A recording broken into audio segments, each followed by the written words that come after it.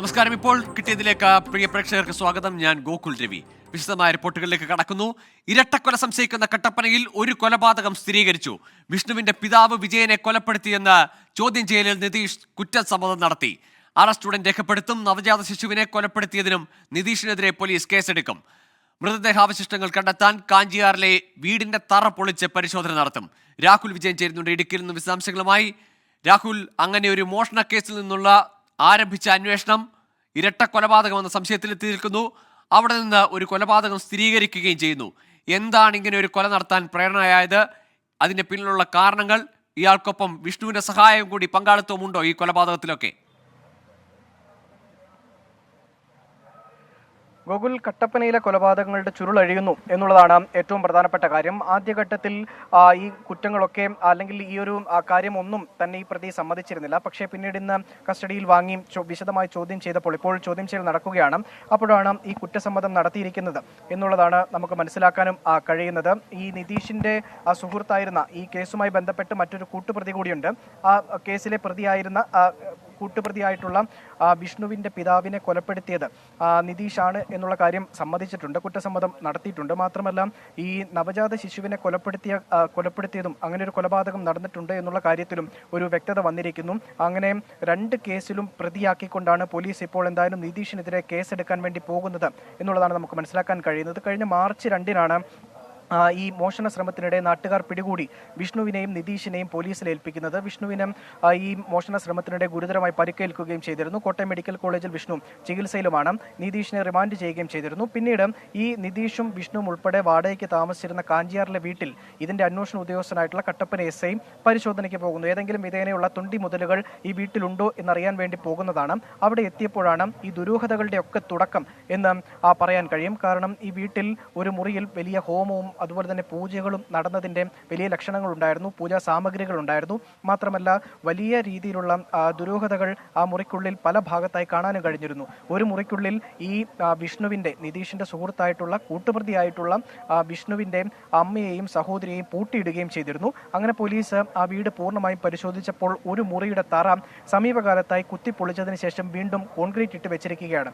പിന്നീട് പോലീസ് ഇവരോട്, ഈ അമ്മയോടും അതുപോലെ തന്നെ സഹോദരിയോടും ഉൾപ്പെടെ ഇവരുടെ ഭർത്താവ് എവിടെയാണ്, പിതാവ് എവിടെയാണ്, വിജയൻ എവിടെയാണെന്ന് ചോദിക്കുമ്പോൾ പലതരത്തിലുള്ള മൊഴിയും കൃത്യമല്ലാത്ത രീതിയിലുള്ള മൊഴികൾ കിട്ടുകയും ചെയ്തു. പിന്നീട് പോലീസ് കാര്യങ്ങൾ കൂടുതലായി പരിശോധിച്ചപ്പോഴാണ് ഇത്തരത്തിലൊരു സംശയത്തിലേക്ക് പോയത്. ഒരു കൊലപാതകം നടന്നിട്ടുണ്ടോ എന്നതടക്കമുള്ള സംശയത്തിലേക്ക് പോയത്. പിന്നീട് ഈ വിഷ്ണുവിനോടും നിതീഷിനോടും, ഈ റിമാൻഡിൽ കഴിയുന്ന നിതീഷിനോടും ജയിലിൽ വെച്ചും അതുപോലെ തന്നെ ചികിത്സയിൽ കഴിയുന്ന വിഷ്ണുവിനോട് ആശുപത്രിയിൽ വെച്ചും ഈ കാര്യങ്ങളെപ്പറ്റി ചോദിക്കുന്നു. അങ്ങനെ പല തരത്തിലുള്ള കാര്യങ്ങൾ വ്യക്തമാകുന്നു. അതിൻ്റെ അടിസ്ഥാനത്തിൽ ഇന്ന് പോലീസ് വിഷ്ണുവിനെ കസ്റ്റഡിയിൽ ആവശ്യപ്പെടുകയായിരുന്നു. ഒരു ദിവസത്തെ കസ്റ്റഡിയിലാണ് വിട്ടിരിക്കുന്നത്. അങ്ങനെ കസ്റ്റഡിയിൽ കൊണ്ടുവന്ന് ഇവിടെ ചോദ്യം ചെയ്തപ്പോഴാണ് ഈ കുറ്റസമ്മതം നടത്തിയത് എന്നുള്ളതാണ് നമുക്ക് മനസ്സിലാക്കാൻ കഴിയുന്നത്. അത് ഏത് രീതിയിൽ കൊലപാതകം നടത്തി എന്നതടക്കമുള്ള കാര്യങ്ങൾ പറഞ്ഞിട്ടുണ്ട്. കൊലപ്പെടുത്തിയതിന് ശേഷം ഈ വീട്ടിൽ കുഴിച്ചിട്ടിരിക്കുകയാണ് ഈ മുറി. ആ സമീപകാലത്ത് കോൺക്രീറ്റ് ചെയ്തത് ഈ വിഷ്ണുവിൻ്റെ പിതാവിനെ കൊലപ്പെടുത്തിയതിന് ശേഷം കുഴിച്ചു മൂടി ഇപ്പോഴുണ്ടായതാണ് എന്നതടക്കമുള്ള കാര്യങ്ങൾ ഈ കുറ്റസമ്മതത്തിൽ പറഞ്ഞിട്ടുണ്ട്. എന്തായാലും ഈ നിതീഷിനെതിരെ ഇപ്പോൾ കേസെടുത്തിട്ടുണ്ട്. 2 കേസുകളാണ്. നവജാത ശിശുവിനെ കൊലപ്പെടുത്തിയതും അതുപോലെ തന്നെ ഈ വയോധികനെ കൊലപ്പെടുത്തിയതും. ഈ 2 കേസുകളാണ് രജിസ്റ്റർ ചെയ്തിരിക്കുന്നത്. അറസ്റ്റ് ഉടൻ തന്നെ രേഖപ്പെടുത്തുകയും ചെയ്യും. അതിനുശേഷം കോടതിയിൽ ഹാജരാക്കി കസ്റ്റഡിയിൽ വാങ്ങി ഇന്ന് തന്നെ ഈ വീട്ടിൽ എത്തിച്ച് തറ പൊളിച്ചുള്ള പരിശോധനയും ഉണ്ടാകും എന്നുള്ളതാണ് മനസ്സിലാകുന്നത്. ശരി, കുഴിച്ചു മൂടാൻ ശ്രമിച്ച ദുരൂഹത അത് പുറത്തെടുക്കുകയാണ് പോലീസ്. ഏതായാലും തറ പൊളിച്ച് ഇന്ന് പരിശോധന നടത്തും. ഏതായാലും വിജയനെ കൊലപ്പെടുത്തിയതാണ് എന്നത് നിതീഷ് സമ്മതിച്ചിരിക്കുന്നു. അങ്ങനെ ഒരു കൊലക്കുറ്റം, അത് കുറ്റസമ്മതം നടത്തിയിരിക്കുന്നു. ആ നവജാത ശിശുവിൻ്റെ മരണവുമായി ബന്ധപ്പെട്ടാണ് ഇപ്പോഴും ദുരൂഹത നിലനിൽക്കുന്നത്. അത് ഈ പരിശോധനയിൽ, വീടിൻ്റെ തറ പൊളിച്ചുള്ള പരിശോധനയിൽ അതും ദൂരീകരിക്കപ്പെടുമെന്നതാണ് പ്രതീക്ഷിക്കുന്നത്. രാഹുൽ വിജയനാണ് വിവരങ്ങൾ നൽകിയത്. UDF MPമാർക്കെതിരായ വിമർശനം തുടർന്ന് മുഖ്യമന്ത്രി പിണറായി വിജയൻ. പാർലമെന്റിൽ കഴിഞ്ഞ 5 വർഷം കേരളത്തിന്റെ ശബ്ദം വളരെ ദുർബലമായിരുന്നു. ഭരണഘടനയെ ബാധിക്കുന്ന വിഷയങ്ങളിൽ UDF MPമാർ നിശബ്ദത പാലിച്ചെന്നും മുഖ്യമന്ത്രി ആരോപിച്ചു. കേരളത്തിൻ്റെ ശബ്ദം വലിയ തോതിൽ ലോക്സഭയിൽ ഉയർന്നിരുന്നു. എന്നാൽ ഈ കഴിഞ്ഞ 5 വർഷക്കാലം കേരളത്തിൻ്റെ ശബ്ദം വേണ്ട രീതിയിൽ ഉയർന്നില്ല. വളരെ നേർന്നുപോയി, അങ്ങേയറ്റം ദുർബലമായിപ്പോയി. ഇപ്പോൾ LDFിൻ്റെ ഭാഗത്ത് 2 ലോക്സഭാംഗങ്ങളാണ്. ബാക്കി 18 പേരും UDF ആണ്. ആ 18 പേര് അതിനിർണായകമായ നിമിഷങ്ങളിൽ നിശബ്ദത പാലിക്കുന്നത് നാം കണ്ടു. സർവകലാശാല കലോത്സവത്തിനിടെ വിദ്യാർത്ഥികളുടെ പ്രതിഷേധം. മാർഗംകളി മത്സരം മാറ്റിവെച്ചതിലാണ് പ്രതിഷേധം. പ്രധാന വേദിയിൽ കയറിയാണ് പ്രതിഷേധം. കോഴ ആരോപണത്തിന് പിന്നാലെ നിർത്തിവെച്ച കലോത്സവം ഉച്ചയോടെയാണ് പുനരാരംഭിച്ചത്. ഹരികൃഷ്ണൻ ചേരുന്നുണ്ട് തിരുവനന്തപുരത്ത് നിന്ന് വിവരങ്ങളുമായി. ഹരി, എന്താണ് അവിടെ സംഭവിച്ചത്? കോഴ ആരോപണത്തിൽ വിധികർത്താക്കളെ ഉൾപ്പെടെ കസ്റ്റഡിയിലെടുക്കുന്ന സാഹചര്യം ഉണ്ടായല്ലോ. ഈ മത്സരം മറ്റ് വിധികർത്താക്കളെ ഉപയോഗിച്ച് അല്ലെങ്കിൽ വേറെ ആരെങ്കിലും നിയമിച്ചുകൊണ്ട് മത്സരം തുടരാത്തതിലാണോ ഈ പ്രതിഷേധം?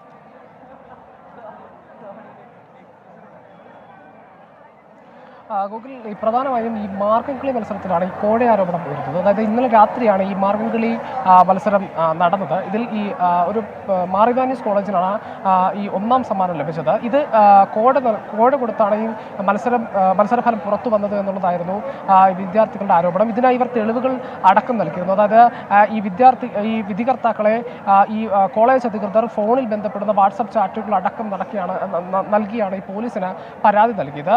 അത് സംബന്ധിച്ചാണ് ഈ വിധികർത്താക്കളെ പോലീസ് ഇന്ന് അറസ്റ്റ് ചെയ്യുകയും ആ നടപടിയിലേക്ക് പോവുകയും ചെയ്ത് അതിനുശേഷം ഈ ഉച്ചയ്ക്ക് അതുമായി ബന്ധപ്പെട്ടാണ് ഈ കലോത്സവം താൽക്കാലികമായി നിർത്തിവെക്കാൻ യൂണിയൻ തീരുമാനിച്ചത്. അതിനുശേഷം ഉച്ചയ്ക്ക് വീണ്ടും മത്സരങ്ങൾ പുനരാരംഭിക്കുന്നതായി ഈ സർവകലാശാല അറിയിക്കുകയും ചെയ്തു, യൂണിയൻ അറിയിക്കുകയും ചെയ്തു. അങ്ങനെ ആ മത്സരങ്ങൾ ആരംഭിക്കുന്നതിനിടയിൽ പ്രധാന വേദിയിൽ, അതായത് ഈ സെനറ്റ് ഹാളിലെ പ്രധാന വേദിയിൽ ആണ് ഈ മത്സരങ്ങൾ, അതായത് വട്ടപ്പാട്ട് അടക്കമുള്ള മത്സരങ്ങൾ നടക്കേണ്ടത്. അവിടെ ഒരുപറ്റം വിദ്യാർത്ഥികൾ ഇന്നലെ ഈ മാർഗംകളി മത്സരത്തിൽ പങ്കെടുത്ത ഒരുപറ്റം വിദ്യാർത്ഥികൾ സ്റ്റേജിനകത്ത് കയറി പ്രതിഷേധിക്കുകയാണ് ചെയ്തത്. അതായത് അവരുടെ പ്രധാനപ്പെട്ട ആവശ്യമെന്ന് പറയുന്നത് ഈ മാർഗംകളി മത്സരം പൂർണ്ണമായും മരവിപ്പിക്കാനായിരുന്നു സംഘാടക സമിതിയുടെ തീരുമാനം. അത് നടക്കില്ല എന്നുള്ളതാണ്. അതായത് ഒരു വിദ്യാർത്ഥിയുടെ തെറ്റിൽ അല്ലെങ്കിൽ ഒരു കോളേജിന്റെ തെറ്റിൽ ഒരു കോഴ ആരോപണം വന്നതിൽ തുടർന്ന് ബാക്കിയുള്ള വിദ്യാർത്ഥികളും വീണ്ടും മത്സരിക്കണമെന്ന് പറയുന്നത് പ്രായോഗികമല്ല എന്നുള്ളതാണ് വിദ്യാർത്ഥികളുടെ പ്രധാനപ്പെട്ട ആവശ്യം. പക്ഷേ സംഘാടക സമിതി പറയുന്നത് അങ്ങനെയല്ല. ഈ മത്സരം വീണ്ടും, അതായത് ആലോചിച്ച് വീണ്ടും അവർക്ക് അപ്പീൽ നൽകാതെ തന്നെ മത്സരിക്കാനുള്ള ഒരു അവസരം ഉണ്ടാക്കി കൊടുക്കാം എന്നുള്ളതാണ്. ഏതായാലും ഈ പ്രതിഷേധിച്ച വിദ്യാർത്ഥികളുമായി സംഘാടക സമിതി സംസാരിച്ച് സമവായത്തിലെത്തിയിട്ടുണ്ട്. ഇപ്പോൾ പ്രതിഷേധം അവസാനിച്ചിട്ടുണ്ട് എന്നുള്ളതാണ്. ഏതായാലും ഈ നിലവിൽ ഈ പ്രധാന വേദി, അതായത് ഈ സെനറ്റ് ഹാളിലെ പ്രധാന വേദിയിൽ മത്സരങ്ങൾ വീണ്ടും പുനരാരംഭിച്ചിട്ടുണ്ട്. ഇപ്പോൾ വട്ടപ്പാട്ട് മത്സരമാണ് നടക്കുന്നത്. ഇപ്പോൾ സർവകലാശാല കലോത്സവത്തിലെ എല്ലാ വേദികളിലും, പ്രധാനപ്പെട്ട എല്ലാ വേദികളിലും മത്സരങ്ങൾ പുനരാരംഭിച്ചു എന്ന് പറയുന്നുണ്ട്. തിരുവാതിരയുടെ അടക്കമുള്ള കാര്യങ്ങൾ, കോഴ ആരോപണം ഉയർന്ന തിരുവാതിര ഫലം അടക്കമുള്ള കാര്യങ്ങൾ പിന്നീട് മത്സരങ്ങൾ നടത്താനാണ് സംഘാടക സമിതിയുടെ തീരുമാനം. ഗൂഗിൾ. ശരി, കേരള സർവകലാശാല കലോത്സവത്തിലാണ് ഇത്തരത്തിൽ മാർഗംകളിയിലും തിരുവാതിരയിലും ഒക്കെ കോഴ ആരോപണം വിധികർത്താക്കൾക്കെതിരെ ഉയർന്നത്. ഏതായാലും മത്സരങ്ങൾ നിർത്തിവെച്ചത് പുനരാരംഭിക്കാനായിട്ടുള്ള പ്രതിഷേധങ്ങളെ അവസാനിപ്പിച്ചിട്ടുണ്ട്. UAE-യിൽ ശക്തമായ മഴ തുടരുന്നു. പലയിടത്തും വെള്ളക്കെട്ട് രൂക്ഷമാണ്. വാഹന ഗതാഗതത്തെ മഴ കാര്യമായി ബാധിച്ചു. ദുബായ് എയർപോർട്ടിലേക്കുള്ള വിമാനങ്ങൾ വഴിതിരിച്ചുവിട്ടു. ദുബായിൽ നിന്ന് അരുൺ പാറാട്ട് തയ്യാറാക്കിയ റിപ്പോർട്ടിലേക്ക്.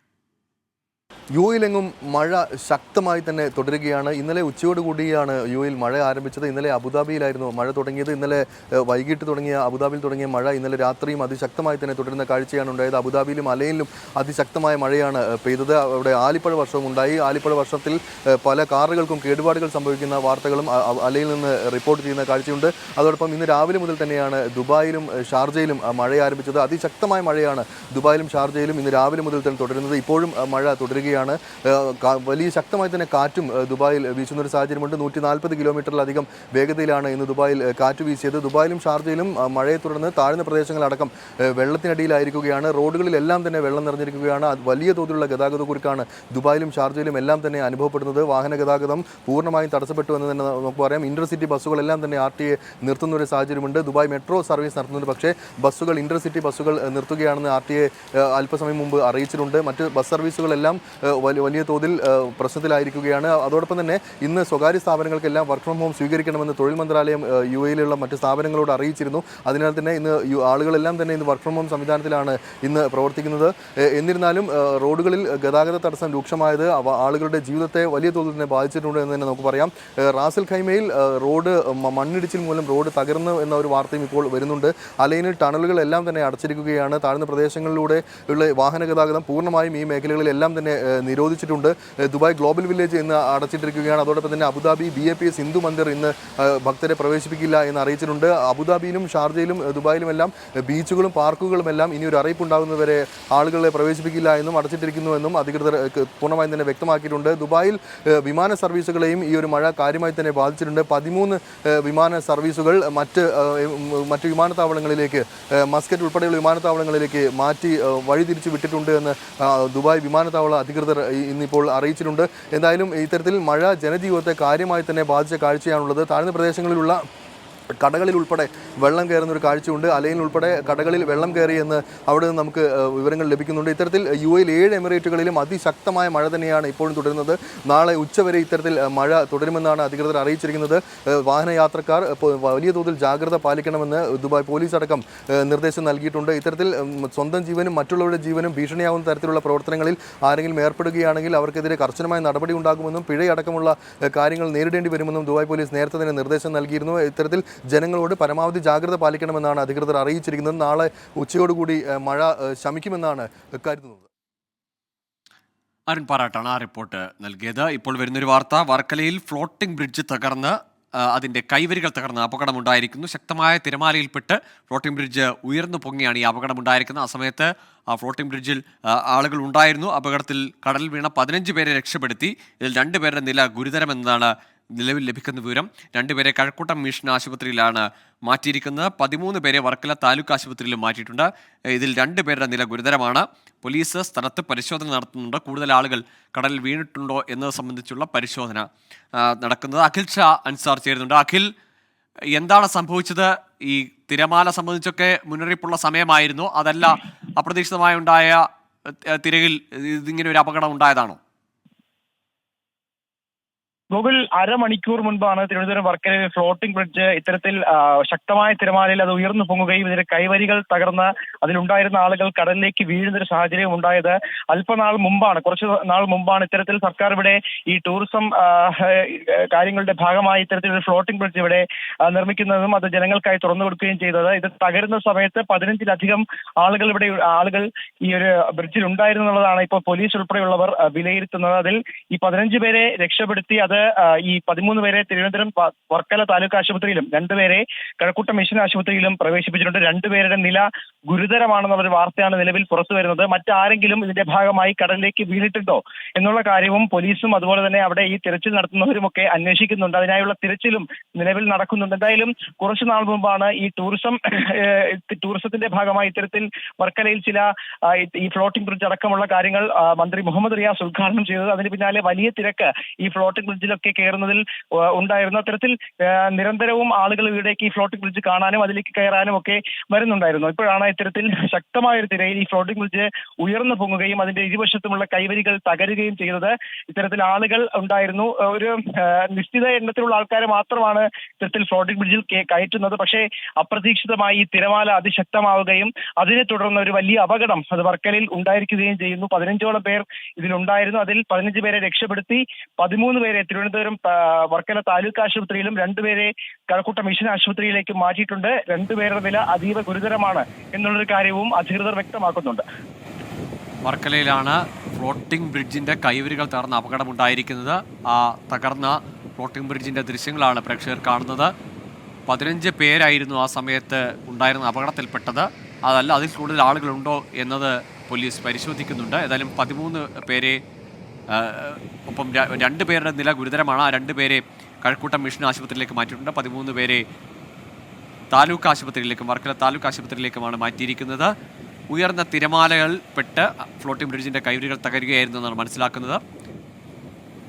വളരെ സജീവമായി ആളുകൾ ഇത്തരത്തിൽ പല ബീച്ചിലും കേരളത്തിൽ അങ്ങോളം ഇങ്ങോളം പല ബീച്ചുകളിലും ഇത്തരത്തിലുള്ള ഫ്ലോട്ടിംഗ് ബ്രിഡ്ജുകൾ ഈ അടുത്താണ് അവതരിപ്പിച്ചത് ടൂറിസം വകുപ്പ്. അതിൽ കാര്യമായി തന്നെ ആളുകൾ എത്തുന്ന കൗതുകമുള്ള ഒരു ഇടം കൂടിയാണ്. പക്ഷേ അവിടെയാണ് ഇങ്ങനെ ഒരു അപകടം സംഭവിച്ചിരിക്കുന്നത്. അഖിൽ ഷാ തുടരുന്നുണ്ട്. അഖിൽ, സാധാരണഗതിയിൽ ഈ കാലാവസ്ഥാ മുന്നറിയിപ്പുകൾ അല്ലെങ്കിൽ തിരമാല, ഉയർന്ന തിരമാലയ്ക്കും കാറ്റിൻ്റെയും ഒക്കെ സാധ്യതയുള്ള സമയങ്ങളിൽ ഇത്തരം ഫ്ലോട്ടിംഗ് ബ്രിഡ്ജുകളിലെ പ്രവേശനമൊക്കെ നിയന്ത്രിക്കുന്നതാണ്. ഇന്ന് അത്തരത്തിൽ എന്തെങ്കിലും നിർദ്ദേശമോ മുന്നറിയിപ്പോ ഒക്കെ ഉണ്ടായിരുന്നു? ഗോകുൽ, അത്തരത്തിലുള്ളൊരു മുന്നറിയിപ്പുകളൊന്നും തന്നെ ഇല്ലായിരുന്നുള്ളൊരു കാര്യമാണ് നമുക്ക് ലഭ്യമാകുന്നത്. എന്തായാലും ഞാൻ നേരത്തെ സൂചിപ്പിച്ചതുപോലെ തന്നെ വർക്കലയിൽ ഇത്തരത്തിലുള്ള ഒരു വലിയ രൂക്ഷമായ കടലാക്രമണമോ അല്ലെങ്കിൽ വലിയൊരു തിരമാല ഉണ്ടാകുന്ന ഒരു എന്നുള്ളതല്ല എന്നുള്ളതാണ് നമുക്ക് എല്ലാവർക്കും അറിയുന്ന ഒരു കാര്യം. അതുകൊണ്ട് തന്നെയാണ് ഈ ടൂറിസത്തിന്റെ വലിയ സാധ്യതകളൊക്കെ സർക്കാർ അവിടെ പരീക്ഷിക്കുകയും ചെയ്യുന്നത്. നമ്മൾ നേരത്തെ പറഞ്ഞതുപോലെ തന്നെ ഈ ഫ്ലോട്ടിംഗ് ബ്രിഡ്ജ് ഉൾപ്പെടെയുള്ള ചില സാഹസിക വിനോദവുമായി ബന്ധപ്പെട്ടുള്ള പല കാര്യങ്ങളും അല്പനാൾ മുൻപാണ് ഇത്തരത്തിൽ ടൂറിസം വകുപ്പ് അവിടെ നടപ്പിലാക്കുകയും മന്ത്രി മുഹമ്മദ് റിയാസ് ഇത് നാടിനായി സമർപ്പിക്കുകയും ചെയ്യുന്നത്. വലിയ സ്വീകാര്യതയാണ് ജനങ്ങളിൽ നിന്നൊക്കെ ഈ ഫ്ലോട്ടിംഗ് ബ്രിഡ്ജിന് കിട്ടിയതും. അതിന് പിന്നാലെ ഈ ഉദ്ഘാടനത്തിന് ശേഷം നൂറുകണക്കിന് അല്ലെങ്കിൽ ആയിരക്കണക്കിന് ആളുകൾ ഇത്തരത്തിൽ വർക്കലയിൽ എത്തുകയും ഈ ഫ്ലോട്ടിംഗ് ബ്രിഡ്ജിൽ കയറി കടലിന്റെ ഭംഗി ആസ്വദിക്കാനായി നിരവധി ആളുകളാണ് നിരന്തരം ഇവിടെ എത്തിക്കൊണ്ടിരുന്നത്. ഇതുവരെ ഇതുമായി ബന്ധപ്പെട്ട് അല്ലെങ്കിൽ ഇത്തരത്തിൽ ഏതെങ്കിലും തരത്തിലുള്ള അപകടം, അത് ഈ കടലാക്രമണം കാരണം അല്ലെങ്കിൽ തിരമാലയുടെ എന്തെങ്കിലും പ്രശ്നം കാരണം ഇതുവരെ ഉണ്ടായിട്ടില്ല വർക്കലയിൽ. പക്ഷേ ഇപ്പോഴാണ് ഈ ഫ്ലോട്ടിംഗ് ബ്രിഡ്ജുമായി ബന്ധപ്പെട്ടുള്ള ഒരു വലിയ വാർത്ത, ഒരു അപകടത്തിന്റെ വാർത്ത നമ്മൾ അറിയുന്നത്. ഇന്ന് ഒരു അരമണിക്കൂർ മുൻപാണ് ഇത്തരത്തിലൊരു സംഭവം നടക്കുന്നത്. സാധാരണഗതിയിൽ തന്നെ ഈ ഒരു നിശ്ചിത അളവിലാണ് ഈ ഫ്ലോട്ടിംഗ് ബ്രിഡ്ജിലേക്ക് ആളുകളെ കയറ്റുന്നതും തിരിച്ചിറക്കുന്നതും. അതിന് പിന്നാലെ അടുത്ത ടീമിനെ കയറ്റുന്നു. അത്തരത്തിൽ 15ഓളം പേർ ഈ ഫ്ലോട്ടിംഗ് ബ്രിഡ്ജിൽ ഉണ്ടായിരുന്നു ആ സമയത്ത്. അപ്പോഴാണ് ഈ അപ്രതീക്ഷിതമായി തിരമാല അത് ശക്തമായി അടിക്കാൻ തുടങ്ങുകയും ഈ പാലത്തിന്റെ ഈ രണ്ട് ഭാഗത്തായുള്ള കൈവരികൾ അത് തകർന്നു വീഴുകയും ചെയ്യുന്നത്. ശക്തമായ തിരമാലയിൽ ഈ ബ്രിഡ്ജ് ഇങ്ങനെ ഉയർന്നു പൊങ്ങിയത് കൊണ്ട് തന്നെ ജനങ്ങൾക്കും അത് അതിലുണ്ടായിരുന്ന ആളുകൾക്കും അത് പിടിച്ചു നിൽക്കാൻ കഴിയാത്തൊരു സാഹചര്യമായിരുന്നില്ല. അതുകൊണ്ട് തന്നെയാണ് ഇത്തരത്തിൽ ഈ 15ഓളം പേർ ഈ കടലിലേക്ക് വീണു പോവുകയും ചെയ്തത്. അതിന് പിന്നാലെ ഈ നാട്ടുകാരും അതുപോലെ തന്നെ അവിടെ ഉണ്ടായിരുന്ന ലൈഫ് ഗാർഡ് ഉൾപ്പെടെയുള്ളവർ ഈ കടലിലേക്ക് ഇറങ്ങുകയും ഈ 15 പേരെ ഇവിടെ ഈ കടലിലേക്ക് വീണ 15 പേരെ അവിടെ നിന്ന് രക്ഷിക്കുകയും ആശുപത്രിയിലേക്ക് മാറ്റുകയും ചെയ്തു. 13 പേരെ താലൂക്ക് ആശുപത്രി, വർക്കല താലൂക്ക് ആശുപത്രിയിലാണ് ഉള്ളത്. അവരുടെ നില ഗുരുതരമല്ലാത്ത സ്ഥിതിയിലാണെന്നുള്ളൊരു കാര്യമാണ് പോലീസ് ഉൾപ്പെടെ നമ്മൾ അറിയിക്കുന്നത്. പക്ഷേ ഇതിൽ 2 ആളുകളുടെ നില അത് ഗുരുതരമായി തുടരുകയാണ്. അത് അവരെ ഈ തിരുവനന്തപുരം മിഷൻ ആശുപത്രിയിലാണ്, കഴക്കൂട്ടം മിഷൻ ആശുപത്രിയിലാണ് അവരെ പ്രവേശിപ്പിച്ചിട്ടുള്ളത്.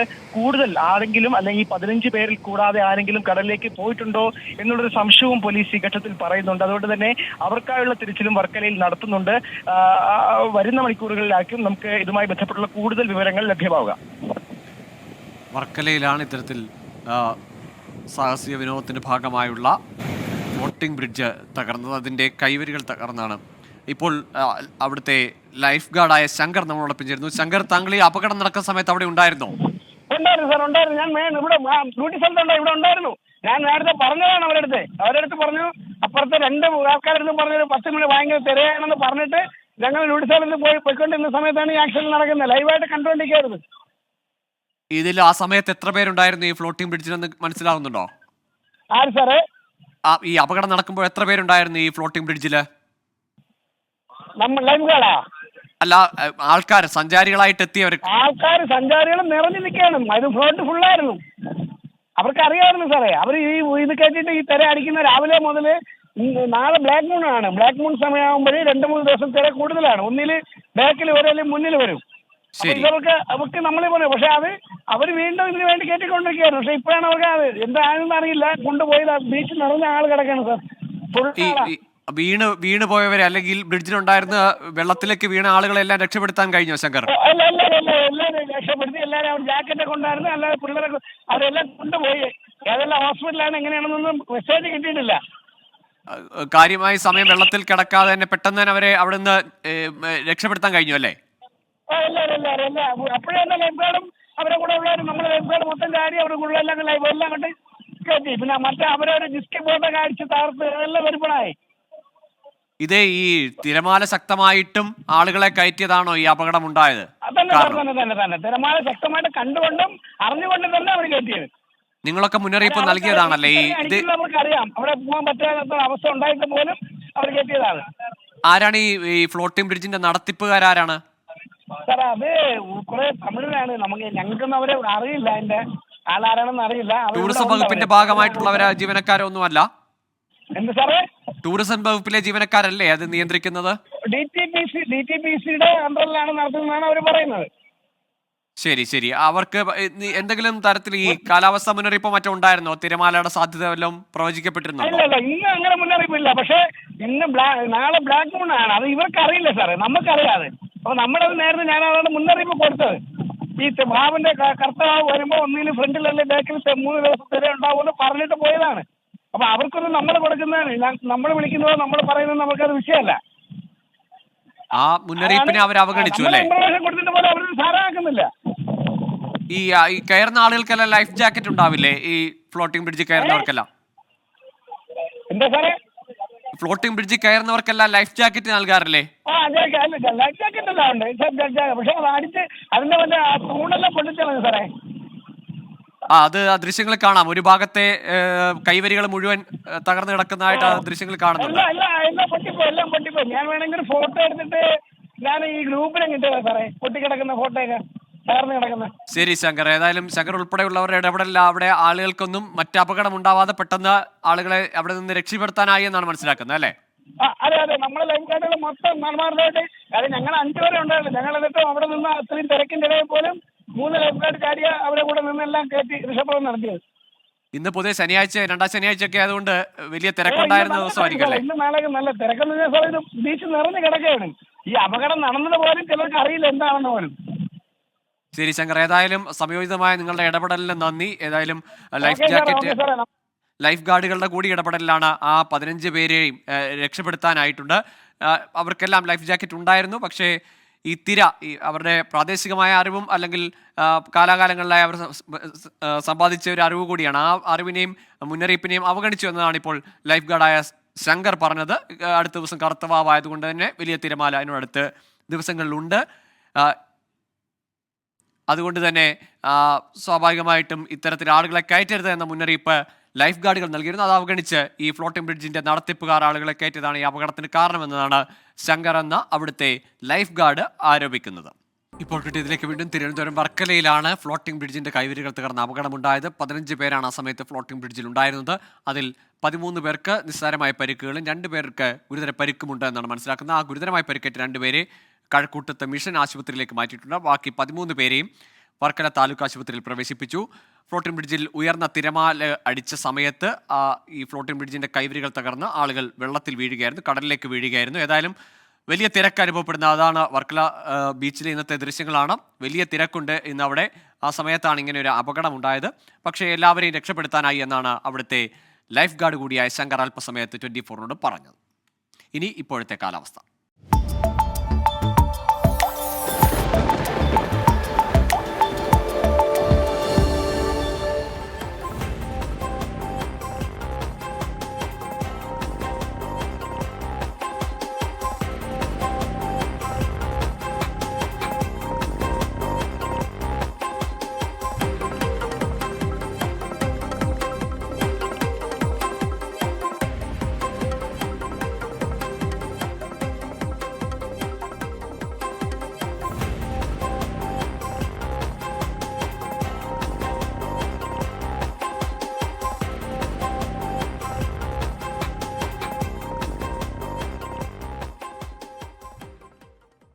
ഇതോടെ ഇപ്പോൾ കിട്ടിയത് പൂർണ്ണമാകുന്നു. ഇനി 100 ന്യൂസിന്റെ സമയമാണ്. 100 പ്രധാന വാർത്തകളുമായി ശ്രീലക്ഷ്മി പി നായരൻ. നമസ്കാരം.